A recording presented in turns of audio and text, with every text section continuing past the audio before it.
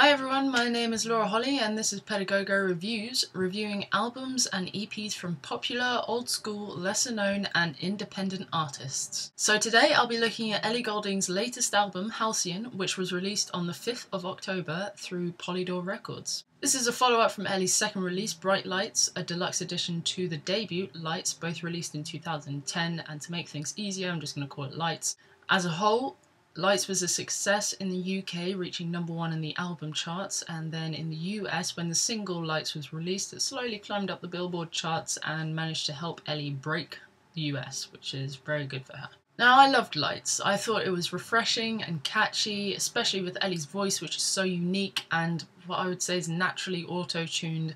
If you hear her studio versions, it sounds like there's just like robotics going on everywhere, but then if you watch any of her live videos or go to any of her gigs, you realise that that roboticness is actually just her voice box being ridiculous. It was just something new and fresh, and I really liked it. Now she's back with the new album Halcyon, so the question on everyone's lips, possibly just mine, will Halcyon be as good as Lights was? And my answer is yes, it most definitely is. It's much better than Lights, in my opinion. There are two versions, the standard with 12 tracks or deluxe edition with 6 additional tracks, including a remix of Lights, a Calvin Harris track which features Ellie, a cover of Active Child's Hanging On featuring Tiny Temper, and 3 brand new, fresh, tasty tracks for your pleasure. Leading up to the official release, there were some previews of what was to come. The release of Hanging On featuring Tiny Temper and Anything Could Happen, with videos for both of those,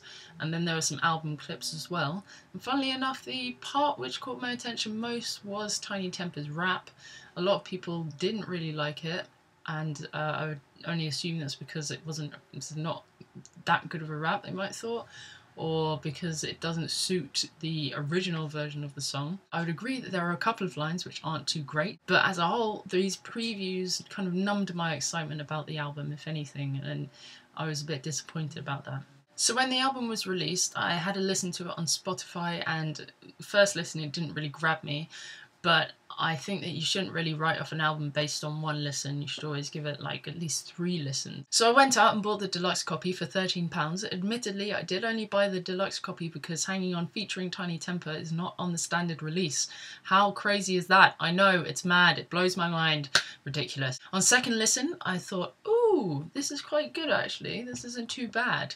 And then on third listen, it was great. I felt a bit more of a connection with the music and what this whole album seems to be about, which is a breakup, so it got me feeling quite nostalgic and gloomy, and apparently that showed because my parents have been picking up on it. Today both of them have asked me if I'm okay.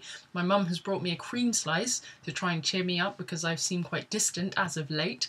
Brilliant. And that's quite an achievement, so well done Ellie for making a very happy person quite sad with their life.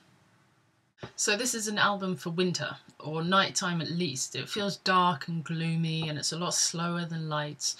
I'd say it's shoegaze, dubstep, dance, pop. Interesting, yes. But it's like all of these elements are sitting around a blender, and the blender is Ursula from The Little Mermaid, and Ellie is Ariel from The Little Mermaid, and her voice along with all of these elements have been put into this blender, and Ursula is just grinding away trying to make it something bad, and then she's given it back to Ellie for her to drink, and Ellie drinks it and then goes to the studio and throws up all of this stuff, but instead of it being something horrible, it's like a dark rainbow.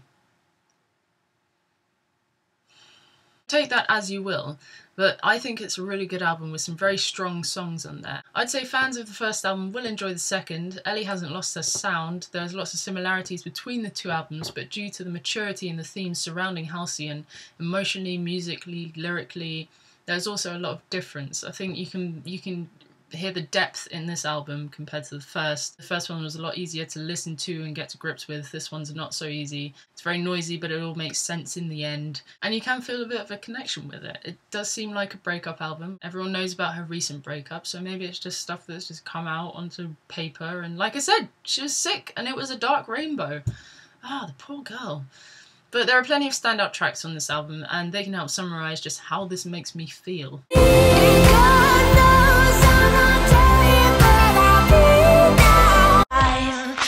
Only you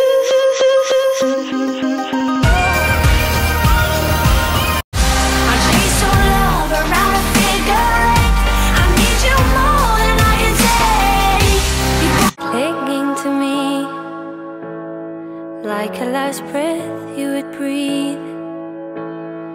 You were like home to me. It's a ritual and I know you feel it. Feel my dreams when I'm in my city.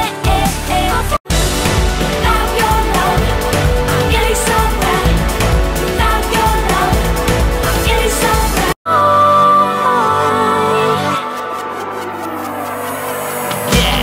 I would say the deluxe edition is definitely worth buying for the couple of extra pounds that you would pay for the 4 bonus tracks that you do get on there that are worthy of being standard album tracks. This isn't including Calvin Harris, he can stay on his own album, but we're talking about Ritual, In My City, Without Your Love, which sounds like a Friendly Fires track with Ellie singing over the top, lots of jungle drums and it's fast paced and it's exciting, and also Hanging On featuring Tiny Temper. Come on, why is that not on the standard version?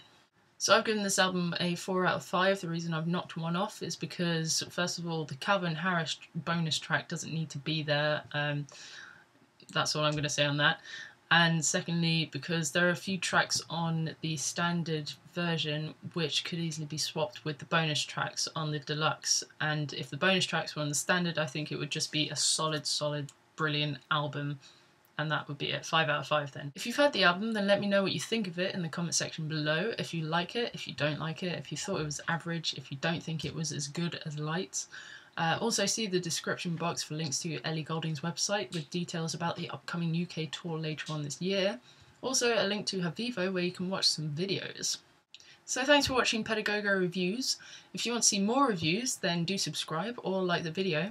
The next review will be on Wednesday for an old release, Michelle Branch's Hotel Papers, which was released in 2003. Madness. So I will see you then.